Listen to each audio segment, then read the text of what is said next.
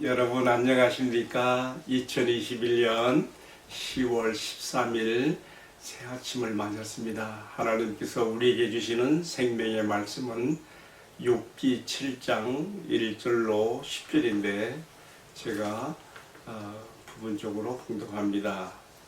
7장 4절 대입니다. 내가 누울 때면 말하기를 언제나 일어날까 언제나 밤이 갈까 하며 새벽까지 이리 뒤쳐 저리 뒤쳐 가는구나. 내 살에는 구더기와 흙덩이가 의복처럼 입혀졌고 내 피부는 굳어졌다가 터지는구나. 욥의 이러한 한탄 섞인 독백들이 이렇게 나오다가 이어지는 말씀에서는 하나님께 향한 호소요 기도로 바뀌는 걸 봅니다. 7절입니다. 내 생명이 한낮 바람 같음을 생각하옵소서. 나의 눈이 다시는 행복을 보지 못하리이다. 나를 본 자의 눈이 다시는 나를 보지 못할 것이고 주의 눈이 나를 향하실지라도 내가 잊지 아니하리이다. 아멘. 봉독한 말씀을 중심으로 바람 같은 인생, 잠 못 이루는 밤이라는 제목으로 말씀을 나누려고 합니다. 오늘 본문의 말씀에 보게 되면 욥이 불면의 밤을 지새우고 있습니다. 몸의 고통이 너무 심했는지 하얗게 밤을 지새우면서 이리 뒤쳐 저리 뒤쳐 가며 온갖 상념들이 그의 입에서 나오고 있습니다. 그리고 이러한 자기 탄식적인 독백들이 이어서 기도로 변하여서 하나님께 향하여 나오고 있는데 저는 오늘의 이 말씀을요 설교식으로 전하기보다 이 말씀을 묵상한 사람으로서의 낭독식으로 제가 쓴 글을 함께 나누려고 합니다. 이틀 동안 가을비가 지나가더니 어젯밤에는 하늘이 모처럼 맑아져서 어두운 밤인데도 구름 속에 달이 환하게 밝았고 오늘 아침엔 창너머로 바라보는 하늘가에 새벽 별들이 총총하게 빛을 발하고 있습니다.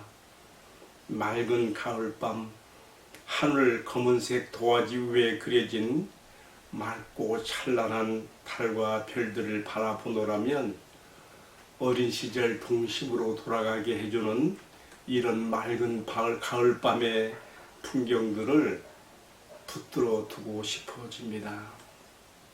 어쩌면 국민 시인 윤동주의 시 가운데 하늘과 바람과 별과 시들의 이야기가 많이 나오는 것은 이러한 시상들의 분위기에서 나오는 시어들이라고 생각을 해보게 됩니다. 그러나 이런 맑고 고운 밤에도 불면증 때문에 혹은 몸의 질병 때문에 잠 못 이루는 밤을 보내는 사람들도 있습니다.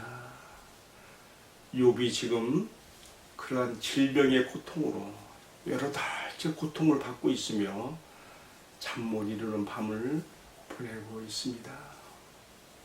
몸이 얼마나 아프고 괴로운지 가누기 어려운 몸의 고통을 참으면서 언제 이 밤이 지나갈까 하면서 새벽까지 이리 뒤쳐 저리 뒤쳐 가게 되는 불면의 밤을 그는 호소하고 있는 것입니다.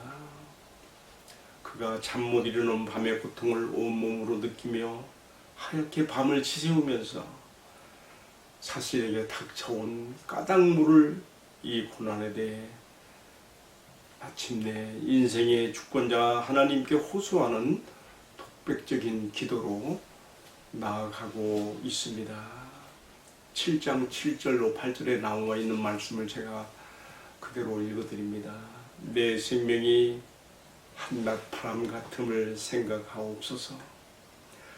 나의 눈이 다시는 행복을 보지 못하리이다. 나를 본 자의 눈이 다시는 나를 보지 못할 것이고 주의 눈이 나를 향하실지라도 내가 더 이상 있지 아니할 것입니다. 하나님께 향한 욥의 이 독백적 기도를 들으시는 우리 하나님의 마음이 어떠하셨을까 생각을 해봐요. 자, 계속 낭독합니다.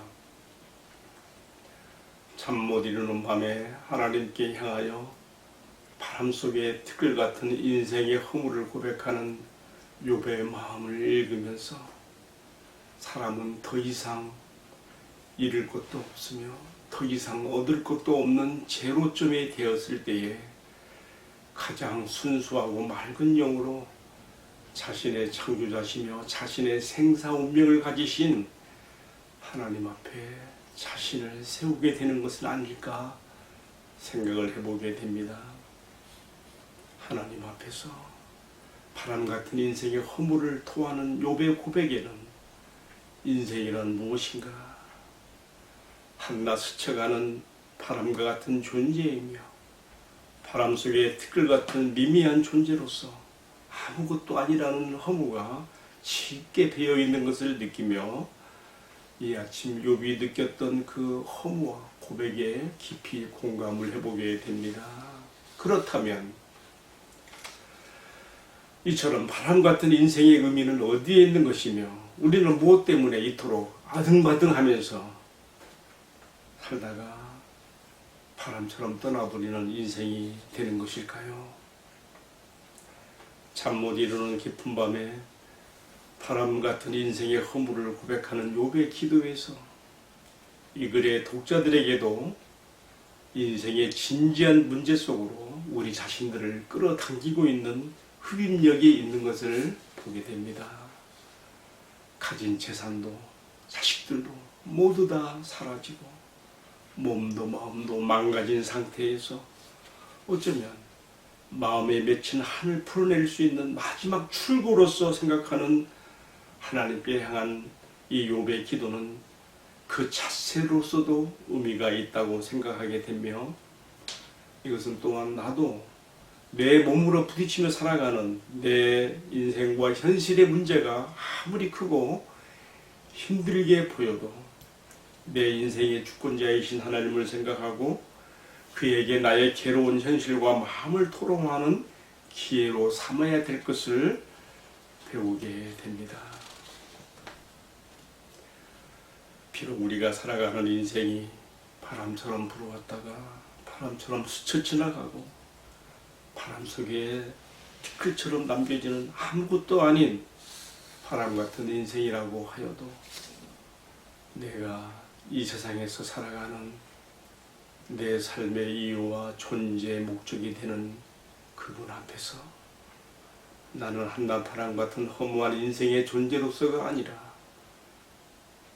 꽃들을 흔들어 놓고 지나가는 바람이며 민들레 홀씨를 사방팔방으로 퍼뜨려주는 바람처럼 모든 생명이 있는 것들에게 또 다른 생명과 생기를 불어넣어주는 새바람이 될 것이기 때문입니다. 오늘의 묵상을 내리면서 우리 인생이 바람 같은 존재로 끝나는 것이 아니라 우리에게 세상을 살아가는 이유와 소명을 주시며 이 세상 끝날까지 언제나 함께 하신다고 하신 주님의 약속 때문에 충분히 의미 있는 인생을 살아가게 하시는 주님께 진심으로 감사를 드리게 됩니다. 함께 기도하겠습니다. 주님, 바람 같은 인생, 어디서 왔다가 어디로 가는지 알지 못하는 허무한 인생입니다. 그러나 밤하늘에 보이는 저 빛난 별들의 세계를 넘어 우리가 살고 있는 이 땅에 찾아오시어 우리가 어디서부터 왔고 어디로 가며 어떻게 살아야 하는지를 가르쳐 주신 주님 때문에 우리는 충분히 의미 있고 목적이 있는 인생이 되게 되었습니다. 바람 같은 인생의 허무한 날들 가운데 나에게 진정한 삶의 의미와 목적과 가는 길을 가르쳐 주신 주님 때문에 늘 마음에 삶의 의미를 가지며 주님의 말씀을 꼭 붙잡고 이 세상을 힘차게 살아가는 신앙과 삶이 되도록 은총을 베풀어 주옵소서. 이 모든 말씀을 존귀하신 우리 주님 예수 그리스도의 이름으로 기도 올리옵나이다. 아멘. 예, 감사합니다. 오늘은 말씀 나눔을 낭독으로 대신했습니다. 감사합니다.